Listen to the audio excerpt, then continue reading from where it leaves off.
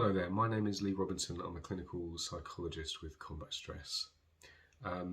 This year we mark the 40-year anniversary of the Falklands conflict, a conflict that drew upon all facets of the British military and unfortunately a conflict where 255 service personnel lost their lives and many more were seriously physically or indeed psychologically injured by the events. Generally speaking, anniversaries and remembrance are incredibly important to the military community. They offer a chance to reflect, to remember, but with that comes a certain level of potential distress. Memories are enlivened, emotions are heightened, and some veterans can find themselves struggling to cope. Of course, each individual's experience of an anniversary, particularly one of this importance, can be unique. However, there are some useful tips that we would like to share that may just help. So, for veterans, it's important that you guys prepare yourselves for the anniversary well in advance if you can. You know the dates better than anyone, and you likely know already if something like this is going to have an impact on your mental health. So it's important to prepare with healthy distractions. Make sure that the weeks building up to and often the weeks following on from a particular event hold lots of the things that make you feel nourished, that make you feel active and engaged with the things that make you feel happy and joyful and connected with present day.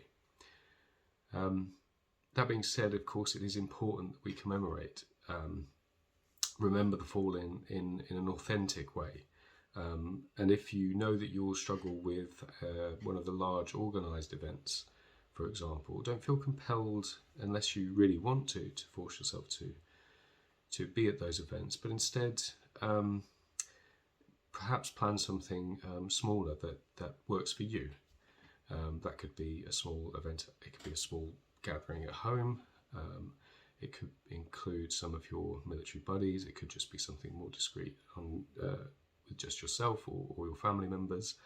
But it's important that it feels as though it really is authentic to you, that you feel that you're commemorating in your own way. Remind yourself that any emotional distress or psychological distress that you feel during this period of time, that it's only temporary. And I know sometimes that can feel difficult to hold on to. It's very easy for people who haven't endured some of the experiences that you may have experienced to perhaps underestimate just what level of impact those memories have, and the emotions, the power of the emotions that get stirred up from those events. But nonetheless, it's important that we all know that emotional states wax and wane, they fluctuate with time, and each day take it a step at a time, and remember to be kind to yourself. It's okay to feel these things. It's okay to be knocked off track by these things, but it is temporary. Things will improve. Just give it time.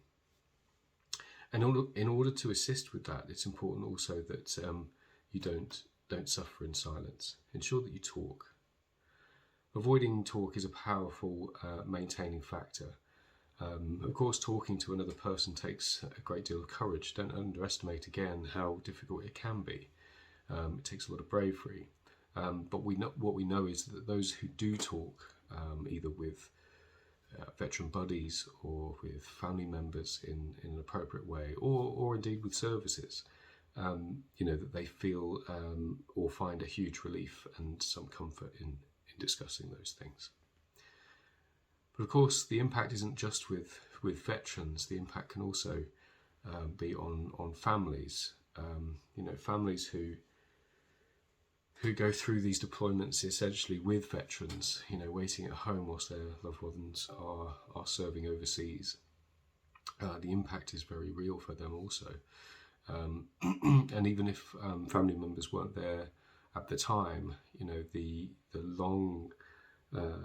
long-standing difficulties that perhaps can come from having these experiences for a veteran nonetheless can have an impact on family members far into the future.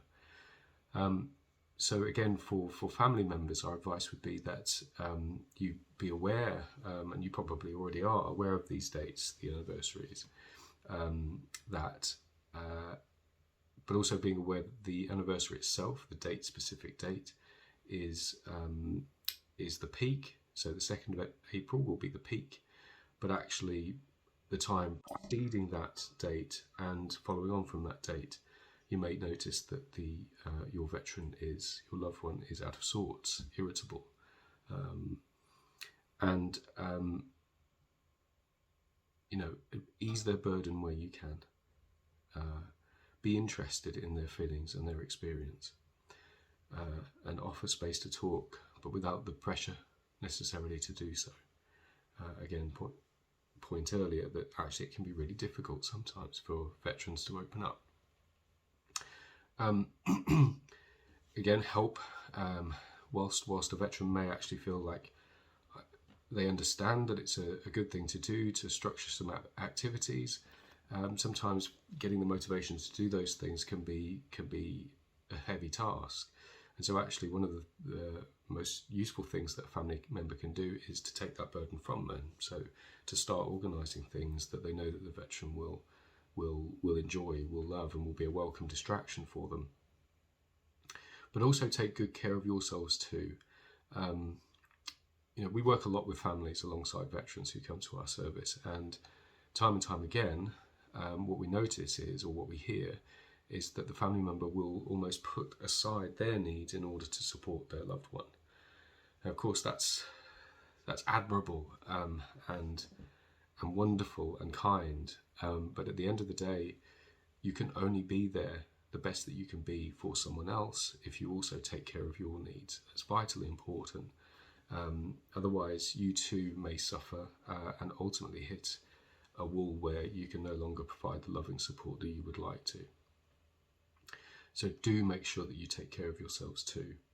And that, of course, also extends to any children that you might have.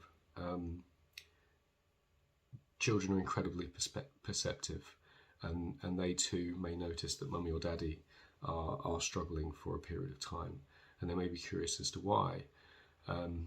Or they may they may find it difficult to understand why, and having really healthy conversations with children to help them understand what mum or dad went through, again to an appropriate level for depending on the age of the children, but just helping to understand that this period of time is difficult and why it might be difficult for mum or dad. And that can help the children to understand and feel okay that it's not about them, but also enable them to perhaps also take the pressure off of mum or dad who might be struggling at a difficult time. So, of course, as always, there are a multitude of avenues for guidance on how to manage difficult anniversaries. But some of the pointers that I've talked about here, if you go to our website, you know that there's our self-help guides can help to frame some of the things that we've talked about here. So do take a look at that, www.combatstress.org.uk. And if you need more specific emotional support, then contact the helpline. Our helpline is there 24/7.